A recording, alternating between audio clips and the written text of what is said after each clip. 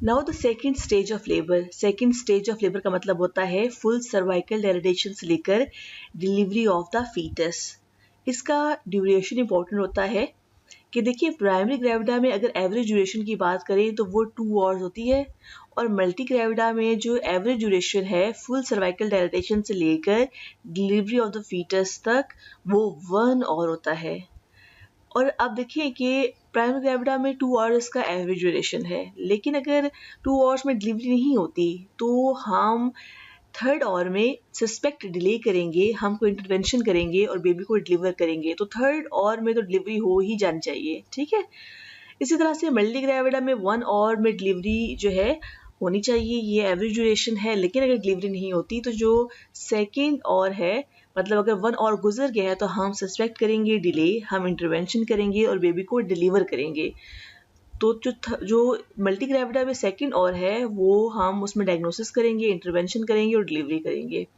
लेकिन हम अगर एपिड्यूरल देते हैं तो हम 1 और ऐड कर देंगे, यानी प्राइमरी ग्रेविडा में एवरेज ड्यूरेशन फिर 3 और बन जाएगा, तो मल्टी ग्रेविडा में जो एवरेज ड्यूरेशन है वो 2 आवर्स हो जाएगा, ठीक है। सो दिस इज सिंपल, और ये एमसीयूज में से बहुत आते हैं, इसमें कंफ्यूज नहीं होना। अब देखिए जो सेकेंड स्टेज है उसमें क्या क्या कॉम्प्लिकेशंस हो सकती हैं। सबसे पहले वही वाली बात है 3 P's की, अगर हम बात करें तो पावर में प्रॉब्लम हो सकता है। पावर में क्या मतलब कि यूट्रस की कॉन्ट्रैक्शंस प्रॉपर ना हो, इनएडिक्वेट हो। अगर आपको ये चार्ट आ जाए तो आपको यही कॉम्प्लिकेशंस पता चल जाएंगी। अगर आप किसी पेशेंट का पीए करते हैं और यूट्राइन कॉन्ट्रैक्शंस इनएडिक्वेट है इन the second stage of labour, यानी पेशेंट जो है वो फुली है, सर्विक्स जो है वो फुली है, अब आपने जो कॉन्ट्रैक्शंस चेक कर रहे हैं तो वो इनएडिक्वेट है, यानी वो 2 आ रही हैं इन 10 मिनट। आपको पता है ना सेकेंड स्टेज ऑफ लेबर में कॉन्ट्रैक्शंस मैक्सिमम होनी चाहिए, लेकिन अगर उस टाइम कॉन्ट्रैक्शंस वीक हो जाएं, बाज़ बात क्या होता है कि कॉन्ट्रैक्शंस वीक हो जाती है in second stage of labour, तो उसे हम कहते हैं कि सेकेंडरी डिसफंक्शनल यूट्राइन एक्टिविटी। तो this is very easy concept. If uterine contractions are weak in first stage of labor, it is called primary dysfunctional uterine activity. If uterine contractions are weak or inadequate in second stage of labor, it is called secondary dysfunctional uterine activity. Right बाज़ का क्या होता है कि contractions बहुत अच्छी आ रही होती हैं, लेकिन in second stage of labour में यूट्रस जो है वो क्या हो जाता है कि टायर्ड हो जाता है, या मोस्टली एपिड्यूरल देने से यूट्राइन कॉन्ट्रैक्शंस जो होती हैं वो वीक हो जाती हैं। तो बाकी कोई प्रॉब्लम नहीं होता, बस यूट्राइन कॉन्ट्रैक्शंस होंगी तो डिलीवरी होगी, तो इसीलिए इसको आपने मिस नहीं करना। अगर स्नैरियो में लिख देंगे यूट्राइन कॉन्ट्रैक्शंस माइल्ड आ रही हैं, 2 आ रही हैं 10 मिनट, या पेशेंट को वो लिख दें कि एपिड्यूरल दिए हमने और अब डिलीवरी नहीं हो रही, 3 आवर्स गुजर गए प्राइमरी ग्रेविडा में और डिलीवरी नहीं हो रही, तो उसका मतलब है कि एपिड्यूरल का उन्होंने वर्ड क्यों डाला है, बिकॉज एपिड्यूरल देने से यूट्राइन कॉन्ट्रैक्शंस इनएडिक्वेट हो सकती हैं। तो हम उसको क्या डायग्नोसिस बनाएंगे, सेकेंडरी डिसफंक्शनल यूट्राइन एक्टिविटी। और अगर यही यूट्राइन कॉन्ट्रैक्शंस इनएडिक्वेट हो in first stage of labour, it is called primary dysfunctional uterine activity और प्राइमरी डिसफंक्शनल लेबर, तो एक ही बात है, ठीक है। तो ये बहुत ही इजी है। अब देखिए मैटरनल पावर कब काम आएगी, जब मदर के हाथ में होगा पुश करना बेबी को, और मदर कब पुश कर सकती है बेबी को, जब बेबी स्केल स्पाइन से नीचे होगी। तो अगर ये एमसीक्यू आ जाए कि बेबी का हेड स्केल स्पाइन से नीचे है, वो कैसे लिखेंगे, +1 है, +2 है, +3 है, यूट्राइन कॉन्ट्रैक्शंस एडिक्वेट है, ऑक्सीपुट कहाँ होना चाहिए, ऑक्सीपुट इंटीरियर होना चाहिए, ऑक्सीपुट इंटीरियर है, सब कुछ ठीक चल रहा है, लेकिन बेबी की डिलीवरी नहीं हो रही। प्राइमरी ग्रेविडा पेशेंट है, 2 आवर्स हो गए हैं, मल्टी ग्रेविडा पेशेंट है, 1 आवर हो गया है, ये एपिड्यूरल दिया है और 3 आवर्स हो गए हैं, प्राइमरी ग्रेविडा में 2 आवर्स हो गए हैं, मल्टी ग्रेविडा में और डिलीवरी नहीं हो रही, तो हम कहेंगे कि मदर पुश ही नहीं करी, मैटरनल पावर में प्रॉब्लम है, ठीक है। So it is very easy to diagnose. इसी तरह से पैसेंजर में क्या प्रॉब्लम हो सकता है, पैसेंजर में प्रॉब्लम क्या हो सकता है, फीटस में क्या प्रॉब्लम हो सकता है कि मेल पोजीशन हो सकती है। हम इसका छोटा सा अलग टॉपिक करेंगे, अभी तक आप इसको इतना याद रखें कि मेल पोजीशन में क्या होता है कि ऑक्सीपुट जो होता है वो इंटीरियर के अलावा किसी भी और जगह पर हो। आपको पता है जब एंगेजमेंट होती है ऑक्सीपिटो इंटीरियर होती है या ऑक्सीपिटो ट्रांसफर्स एंगेजमेंट होती है, लेकिन अगर एंगेजमेंट ऑक्सीपिटो पोस्टीरियर हो जाए तो that is an abnormal thing. या स्किल स्पाइन से नीचे आपको पता है कि ऑक्सीपिटो इंटीरियर आ जाना चाहिए इंटरनल रोटेशन के बाद, लेकिन अगर स्किल स्पाइन से नीचे ऑक्सीपिट ट्रांसवर्स हो या ऑक्सीपिटो पोस्टीरियर हो तो that is the malposition. अगर मेल पोजीशन है तो that will be the abnormality, ठीक है, जिसकी वजह से डिले हो सकता है, कैन बी द ऑब्स्ट्रक्शन। तो मेल पोजीशन में क्या हो सकता है कि नॉर्मल डिलीवरी भी हो सकती है फेस टू प्यूब्स, इसके अलावा ऑब्स्ट्रक्शन हो सकती है, प्रोलॉन्ग लेबर हो सकता है, ठीक है। तो हम इसको अलग स्टडी करेंगे, बट अभी इसको आपने ज़हन में रखना है कि किसी भी सिनेरियो में अगर ऑक्सीपिटो पोस्टीरियर लिख दें तो उसका मतलब है कि the problem is in the positioning of the fetus, तो mail position is the problem. इसके अलावा मेल प्रेजेंटेशन भी एक इम्पॉर्टेंट टॉपिक है जिसको हम अलग स्टडी करेंगे, लेकिन यहाँ पर एमसीक्यूज़ के लिहाज से याद करें कि जब हम पीवी करते हैं तो हम वर्टेक्स को फील करते हैं, लेकिन अगर वर्टेक्स के अलावा हमें वर्टेक्स फील ना हो रहा हो, हमें फेस फील हो रहा हो बेबी का, तो हम उसे कहते हैं ये फेस प्रेजेंटेशन है। अगर हमें उसकी फ्रंटल बोन फील हो रही हो पीवी पर तो ये ब्रो प्रेजेंटेशन है। अगर हमें बीबी का बटक्स फील हो रहा हो तो हम कहते हैं it is the breech presentation. अगर हमें शोल्डर फील हो रहा हो तो the shoulder presentation. All these presentations are the malpresentation. इनके फेज डिफरेंट हैं, इनकी मैनेजमेंट क्या है, डिफरेंट है। तो that will be also the abnormality in the second stage of the labour, ठीक है। तो इसीलिए हमने देखना है कि सेकेंड स्टेज ऑफ लेबर में अगर डिलीवरी नहीं हो रही, प्रोलॉन्ग लेबर हो रहा है, ऑब्स्ट्रक्टेड लेबर हो रहा है, कोई प्रॉब्लम आ रही है, तो क्या प्रॉब्लम हो सकती है। हमने ऑक्सीपिट का भी गौर करना है कि वो कहाँ पर है। अगर वर्टेक्स प्रेजेंटेशन है और अगर प्रेजेंटेशन को भी देखना है कि प्रेजेंटेशन कौन सी है, ठीक है, पावर को देखना है, मैटरनल पावर को देखना है, ठीक है, हर चीज़ को हमने देखना है टू मेक द डायग्नोसिस। अगर किसी भी सिनेरियो में लिखा हो कि वर्टेक्स प्रेजेंटेशन है, ऑक्सीपिट इंटीरियर है, पावर बिल्कुल ठीक है, यूट्राइन मदर से ही पुश कर रही है, लेकिन फिर भी डिलीवरी नहीं हो रही, तो देखें कि जी कोई पेरिडियम रेजिस्टेंट तो नहीं है, इलास्टिक टिश्यूज कहीं डेंस तो नहीं है, तंग जगह तो नहीं है, आउटलेट बहुत नैरो तो नहीं है, क्योंकि प्राइमरी ग्रेविडा का होना is not the indication for episiotomy. Episiotomy हम किसी न किसी वजह से करेंगे, मतलब अगर रेजिस्टेंट पेरिनियम हो तो हम कर सकते हैं, बिकॉज एपिजोटमी का मकसद ये होता है कि हमने आउटलेट को बड़ा करना होता है, तो तब हम एपी देंगे, वरना ऐसा नहीं कि फर्स्ट टाइम डिलीवरी है तो हम एपी दे दें। तो आपने देखना है कि कहीं वो रेजिस्टेंट पेरिनियम तो नहीं है, हो सकता है कि सब कुछ ठीक हो लेकिन ऑप्शन में रेजिस्टेंट पेरिनियम लिखा हो और यही उसका आंसर बनता है। क्यों?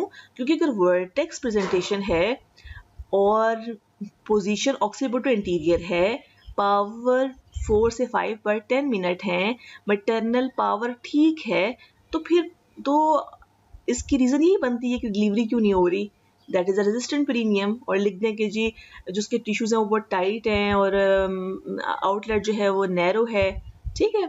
सो यही चार्ट जो है ये सेकंड स्टेज ऑफ लेबर की एबनॉर्मलिटीज़ में आपको काम आएगा। अब एमसीक्यू जल्द से कर लेते हैं, मतलब ये इस तरह से मैंने बनाए हैं ताकि कोई भी एमसीक्यू आप उसमें फिट कर सकते हैं। फॉर एग्जांपल प्राइमरी ग्रेविडा है, 39 वीक्स पे है, एक्टिव लेबर में है, यूट्राइन कॉन्ट्रैक्शंस एडिक्वेट हैं, सीटीजी रिएक्टिव है और पीवी पर सर्वेक्स फुली डायलेटेड है फॉर 1 आवर, वर्टेक्स एट +1 है और ऑक्सीपिट इंटीरियर है। अब इसमें आपने याद रखनी है बात कि देखिए प्राइमरी ग्रेविडा में average duration of second stage of labour 2 hours होना चाहिए। अभी 1 घंटा गुजरा है तो आप 1 घंटा और क्या कर सकते हैं, आप वेट कर सकते हैं, यही ऑप्शंस में आंसर होगा, ठीक है। तो वेट फॉर अनदर 1 आवर। और देखिए एक और इम्पॉर्टेंट चीज़ क्या है कि नॉर्मल लेबर चल रहा है, कैसे पता चलेगा, सीटीजी रिएक्टिव होगी, यूट्राइन कॉन्ट्रैक्शंस एडिक्वेट होंगी, वर्टेक्स इसका मतलब है कि ये प्रेजेंटेशन नॉर्मल है, the part of the fetus that lies directly over the maternal pelvis, उससे हम कहते हैं कि प्रेजेंटेशन। तो क्या हमें पहले फील होना चाहिए, तो हमें क्या पहले फील होना चाहिए, हमें पहले वर्टेक्स फील होना चाहिए। तो वर्टेक्स जो है फील हो रहा है, इसका मतलब है प्रेजेंटेशन का मसला नहीं है, वो +1 पे है, इसका मतलब है कि वो CPD वाले फैक्टर से निकल आया है, ठीक है। और ऑक्सीपुट जो है वो इंटीरियर है, इसका मतलब है मेल पोजीशन भी नहीं है। तो एवरीथिंग इज गोइंग स्मूथ, अभी टाइम भी पूरा नहीं हुआ। प्राइमरी ग्रेविडा में 2 आवर्स का होता है, इसीलिए हमने वेट करना है फॉर अंदर 1 आवर। बिल्कुल कंफ्यूज नहीं होना, इस बिल्कुल फोर्सेप्स नहीं लगाना है, इसे बिल्कुल सी सेक्शन नहीं करना, बिल्कुल रिलैक्स रहना है। अब अगर प्राइमरी ग्रेविडा एक्टिव लेबर में है, कॉन्ट्रैक्शंस एडिक्वेट है, हमने एपिड्यूरल दे दिया है, CTG रिएक्टिव है, सर्विक्स फुली डायलेटेड है 2 घंटों से, वर्टेक्स +1 पे है, +1 पे ना भी हो, -3, 0, +1 किसी स्टेशन पर भी है, क्योंकि अभी टाइम पूरा नहीं हुआ और ऑक्सीपुट इंटीरियर है, तो हम क्या करेंगे, वेट करेंगे फॉर अनदर 1 और because everything is going smooth. हाँ, अगर CTG रिएक्टिव ना होती, पैथोलॉजिकल होती, तो हम कुछ और इंटरवेंशन करते, ठीक है, हम सी सेक्शन कर सकते हैं, लेकिन सब कुछ ठीक चल रहा है तो we can wait for another 1 और बिल्कुल स्मूथ लेके आपने चलना है। लेबर के MCQs कभी भी डिफिकल्ट नहीं होते। अच्छा देखिए, अब क्या है कि अगर कोई प्राइमरी ग्रेविडा हो, एक्टिव लेबर में है, यूट्राइन कॉन्ट्रैक्शंस एडिक्वेट आ रही हैं, CTG रिएक्टिव है, फुली है वो फॉर 2 आवर्स, एपिड्यूरल के बगैर अगर वो फुली हो जाए 2 आवर्स के लिए, या एपिड्यूरल के साथ वो फुली है फॉर 3 आवर्स, तो हमने क्या करना होता है कि अब इंटरवेंशन करनी है। वर्टेक्स +1 पे हो, ऑक्सीपुटो इंटीरियर हो, तो हम जब इंस्ट्रूमेंटल डिलीवरीज पढ़ेंगे तो हम देखेंगे कि दिस इज अ इंडिकेशन कि अब हम इंस्ट्रूमेंट सप्लाई करके बेबी को डिलीवर कर दें, बिकॉज यूट्राइन कॉन्ट्रैक्शंस एडिक्वेट है, हम इसमें स्टिंटो तो नहीं लगाएंगे। अब आपने एक बात याद रखनी है कि 0 स्टेशन एंड ऑनवर्ड, अगर CTG जो है वो रिएक्टिव है तो सबसे पहले हमने वैक्यूम अप्लाई करना होता है और then we have to apply forceps. लेकिन अगर CTG रिएक्टिव ना हो तो सबसे पहले हमने अप्लाई करना होता है, या हमने अप्लाई ही क्या करना होता है, फॉरसेप्स अप्लाई करने होते हैं, बिकॉज वैक्यूम जो है वो उसका फेलियर रेट ज़्यादा होता है। हम इंस्ट्रूमेंटल डिलीवरी का जो लेक्चर है, वैक्यूम डिलीवरी और फॉरसेप्स डिलीवरी, वो अलग से हम स्टडी करेंगे, वो बहुत इंपॉर्टेंट है। लेकिन यहाँ पर सिर्फ आप इतना सा याद करें कि अगर सब कुछ ठीक चल रहा है और पेशेंट फुली है, टाइम पूरा हो गया है, तो हमने फिर इंस्ट्रूमेंट्स अप्लाई करने होते हैं, और इंस्ट्रूमेंट्स को अप्लाई करने के लिए इनकी प्रेरिक्विजिट्स जो हैं वो फुल होने चाहिए। जैसे इस स्टेशन, जैसे कि इस सिनेरियो में लिखा हुआ है कि टाइम भी पूरा हो गया है, वर्टेक्स प्रेजेंटेशन है, ठीक है, यानी कि प्रेजेंटेशन ठीक है। कौन सी प्रेजेंटेशन में हम फॉरसेप्स अप्लाई कर सकते हैं, वर्टेक्स प्रेजेंटेशन में, या फिर हम जो है फेस प्रेजेंटेशन, अगर मेंटो इंटीरियर है तो भी हम फॉरसेप्स अप्लाई कर सकते हैं। प्रेजेंटिंग पार्ट 0 या 0 स्टेशन से बिलो होना चाहिए, ठीक है। ब्रो प्रेजेंटेशन हो, मेंटो पोस्टीरियर हो, तो हम उसमें जो है, या शोल्डर प्रेजेंटेशन है, तो जाहिर सी बात है फॉरसेप्स अप्लाई या वैक्यूम अप्लाई नहीं कर सकते, कॉन्ट्राइंडिकेशंस हैं। इसके अलावा ऑक्सीपुट जो है, अगर वो इंटीरियर है या ट्रांसवर्स है, मेल पोजीशन में हम जो है इंस्ट्रूमेंट्स इस्तेमाल कर सकते हैं। सो इस सिनेरियो में एवरीथिंग इज गोइंग स्मूथ, हम इंस्ट्रूमेंट्स अप्लाई करेंगे। सबसे पहले हम क्या अप्लाई करेंगे, वैक्यूम, तब हम अगर वो फेल हो जाए तो हम फॉरसेप्स अप्लाई करेंगे। लेकिन अगर मैं यहाँ पे ले देती कि CTG नॉन रिएक्टिव है, तो सबसे पहले हम अप्लाई करते फॉरसेप्स, ठीक है। और कौन सा फोर्स अप्लाई करना चाहिए, कौन सा वैक्यूम अप्लाई करना चाहिए, ठीक है, ये हम डिटेल से करेंगे। अभी आपने सिर्फ अपने ब्रेन में ये वाला सिनेरियो ऐड करना है। अगर मल्टी ग्रेविडा है, प्रीवियस SVDs हैं, एक्टिव लेबर में है, यूट्राइन कॉन्ट्रैक्शंस एडिक्वेट हैं, CTG रिएक्टिव है, फुली है हाफ आवर से, तो वर्टेक्स +1 पे है, ऑक्सीपुटो इंटीरियर है, हमने क्या करना होता है, वेट करना होता है फॉर अनदर हाफ आवर, ठीक है। इसी तरह से अगर हमने एपिड्यूरल दे दिया और पेशेंट डायलेटेड है फॉर 1 आवर और सब कुछ वही हो, तो हमने क्या करना होता है, वेट करना होता है फॉर अनदर 1 आवर। तो ये बहुत इम्पोर्टेंट है, और बिलीव मी हर ईयर एक पेपर ऐसा आता है जिसमें ऐसे ही सिनेरियो होता है। तो जो पेट क्वेश्चंस होते हैं तो उनको बिल्कुल भी ख़राब नहीं करना। इसी तरह से अगर मल्टी ग्रेविडा है, यूट्राइन कॉन्ट्रैक्शंस एडिक्वेट है, CTG रिएक्टिव है, एपिड्यूरल दिया, सर्विक्स फुली डायलेटेड है फॉर 2 आवर्स से, और मल्टी ग्रेविडा में आफ्टर एपिड्यूरल अगर 2 आवर्स हो जाएं तो हमने क्या करना होता है कि इंटरवेंशन करनी है। इसमें सब कुछ स्मूथ चल रहा है, वर्टेक्स प्रेजेंटेशन है जो कि +2 पे है, ऑक्सीपिट इंटीरियर है या लिख देते हैं ऑक्सीपिट ट्रांसवर्स है। तो हमने क्या करना होता है, इंस्ट्रूमेंटल डिलीवरी करनी होती है। अगर CTG रिएक्टिव है तो पहले वैक्यूम अप्लाई करेंगे, अगर वो नॉन रिएक्टिव होती +2 स्टेशन पे, बिलो 0 स्टेशन हम सबसे पहले फिर हम क्या अप्लाई करते, अगर CTG नॉन रिएक्टिव है तो हम फॉरसेप्स अप्लाई करते, बिकॉज हमारे पास टाइम नहीं होता कि हम वैक्यूम अप्लाई करें। नाउ ये इंपॉर्टेंट है, प्राइमरी ग्रेविटा 39 वीक्स पे एक्टिव लेबर में है, PA पे यूट्राइन कॉन्ट्रैक्शंस जो हैं वो इनएडिक्वेट हैं, CTG रिएक्टिव है, एपिड्यूरल हमने दिया है, पेशेंट फुली है फॉर 2 आवर्स, वर्टेक्स एट +2 है, ऑक्सीपिटो इंटीरियर है, कॉज ऑफ डिले क्या है। अब देखिए एपिड्यूरल आपने दे दिया, जाहिर सी बात है आप मॉनिटरिंग कर रहे हैं, आप देख रहे हैं कि भाई 2 आवर्स से यूट्राइन कॉन्ट्रैक्शंस ठीक नहीं आ रही, तो what is the diagnosis, it is a secondary dysfunctional uterine activity. ये तो आपको विद इन हाफ और जो है वो पिक कर लेना चाहिए, ठीक है। ज़रा आप साथ साथ जो मॉनिटरिंग कर रहे हैं तो कॉन्ट्रैक्शन से ठीक नहीं आ रही, या वो ऐसा लिख दें कि पेशेंट है वो लेबर में है, आपने एपिड्यूरल दिया, प्राइमरी ग्रेविडा है 3 आवर्स हो गए डिलीवरी नहीं होगी, या मल्टी ग्रेविडा है 2 आवर्स और डिलीवरी नहीं होगी, और लिख दें कि ऑक्सीपिट इंटीरियर है, बाकी कुछ गलत ना लिखें, और वो पूछें कि मोस्ट लाइकली डायग्नोसिस क्या है, तो जब एपिड्यूरल का वर्ड डाल दें तो तब आपने यही लिखना है कि मोस्ट कॉमन रीजन, क्योंकि एपिड्यूरल का वर्ड मैंने ऐड कर दिया है तब कहेंगे it is a secondary dysfunctional uterine activity. आपकी मॉनिटरिंग स्ट्रॉन्ग होनी चाहिए, ऐसी नौबत ही नहीं आनी चाहिए कि 3 घंटे गुजर गए और फिर आप ये डायग्नोसिस बना रहे हैं, आप तो साथ साथ मॉनिटर करेंगे। इसलिए साथ साथ मॉनिटर करके अगर आपको लग रहा है कि पावर में प्रॉब्लम है, यूट्राइन कॉन्ट्रैक्शंस एडिक्वेट नहीं है, तो आप साथ साथ करेंगे, फिर आप उसी वक्त डिहाइड्रेट कर देंगे और ऑक्सीटोसिन देंगे। तो ये भी आ सकता है, इसका भी सिनेरियो आ सकता है और इसका भी सिनेरियो आ सकता है।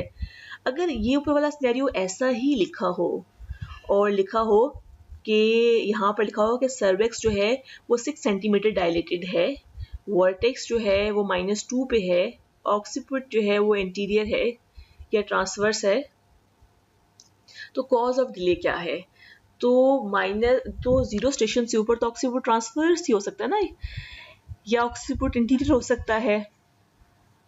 तो तब आप क्या लिखेंगे, अगर यूट्राइन कॉन्ट्रैक्शंस इनएडिक्वेट हैं तो उसका आंसर क्या बन जाएगा, प्राइमरी डिसफंक्शनल यूट्राइन एक्टिविटी या प्राइमरी डिसफंक्शनल लेबर।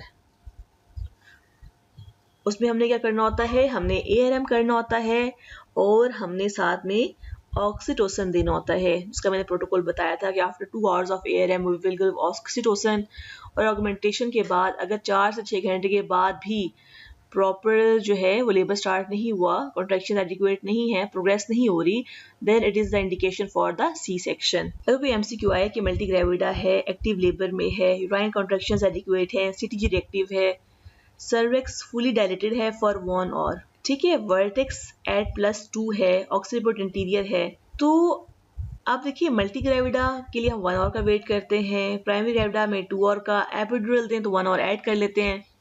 अब इसमें की पॉइंट है क्या कि अब उन्होंने पूछा कि कॉज ऑफ डिले क्या है, और मदर जो है वो एग्जॉस्टेड है, यूट्राइन कॉन्ट्रैक्शंस ठीक है, वर्टेक्स प्रेजेंटेशन है, ऑक्सीपिट इंटीरियर है, सब कुछ ठीक चल रहा है, तो अब क्या प्रॉब्लम हो सकता है।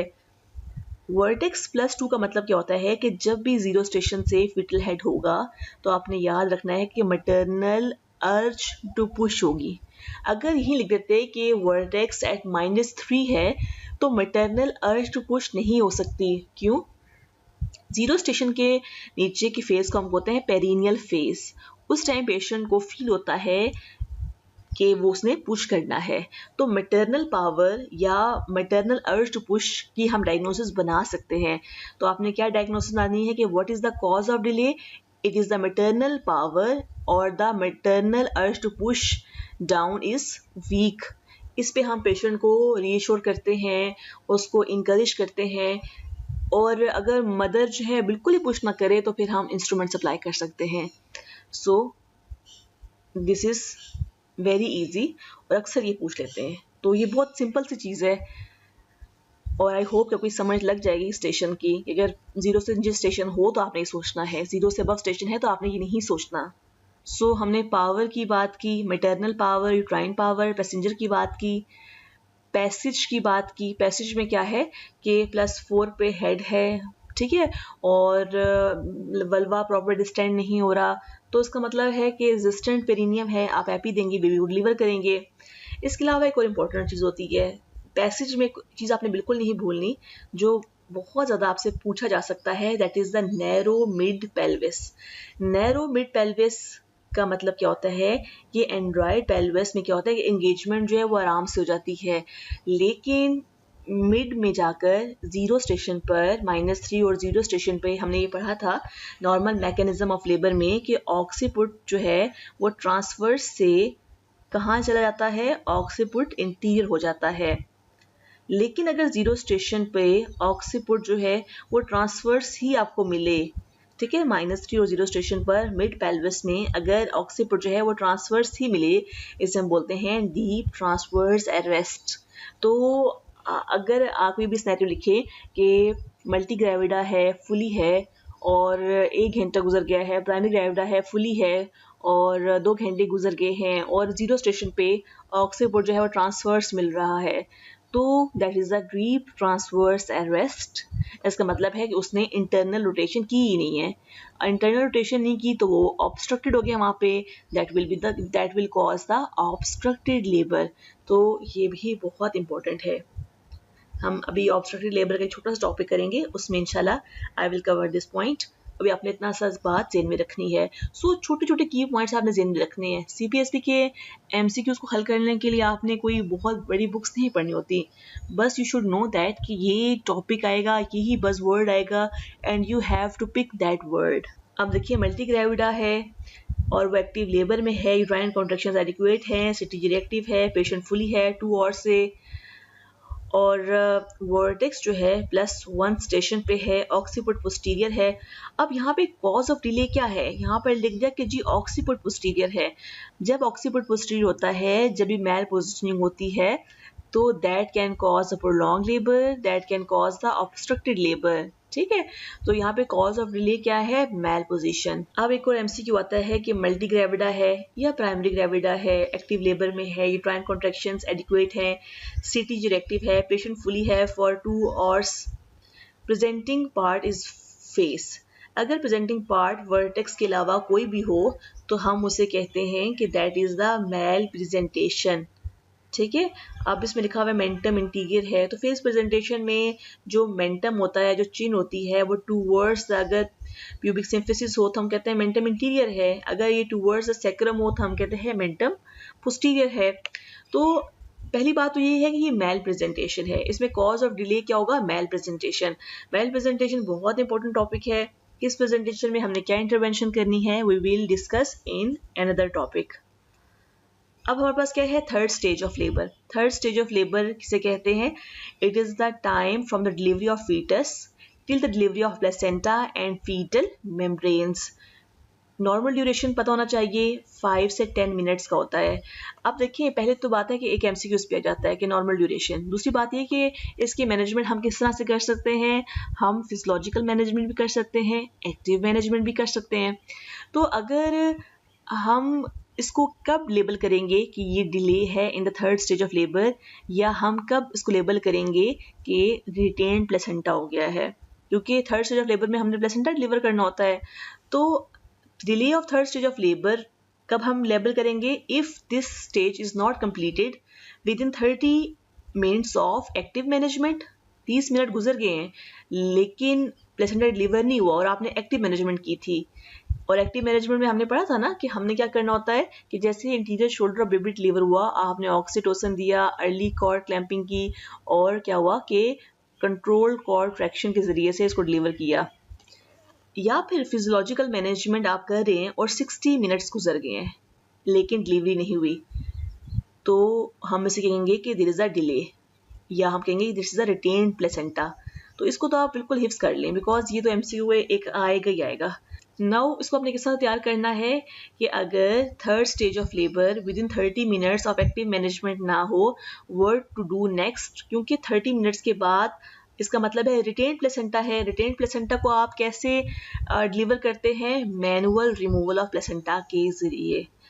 और आपने मैनुअल रिमूवल ऑफ प्लेसेंटा कहाँ करना है, ओटी में।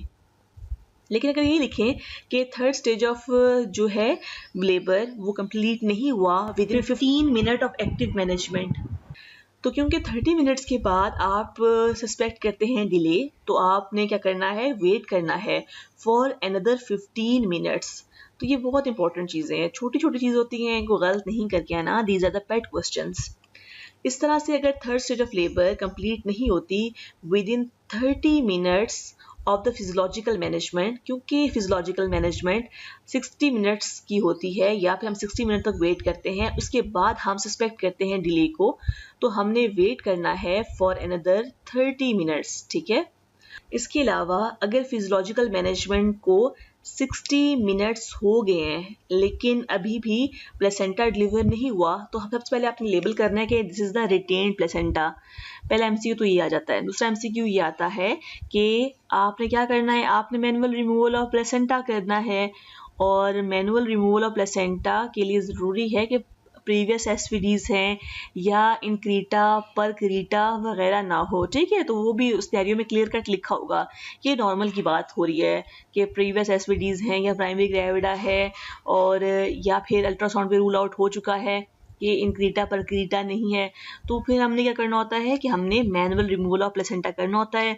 और कहाँ पर करते हैं, एक दफ़ा ये भी एमसीक्यू में आया था, आपने ओटी में करना होता है। ओटी में क्यों करना होता है, बिकॉज हमने क्या हो सकता है कि मैनुअल रिमूवल से प्लेसेंटा डिलीवरी ना हो, ब्लीडिंग बहुत ज़्यादा हो, परफोरेशन ऑफ द यूट्रस हो सकती है, तो कोई भी इमरजेंसी हो सकती है, आपको लेप्रोटमी करनी पड़ सकती है, हिस्टेरेक्टमी करनी पड़ सकती है, तो आप हिस्टेरेक्टमी का कंसेंट लेकर ही मैनुअल रिमूवल ऑफ प्लेसेंटा करते हैं।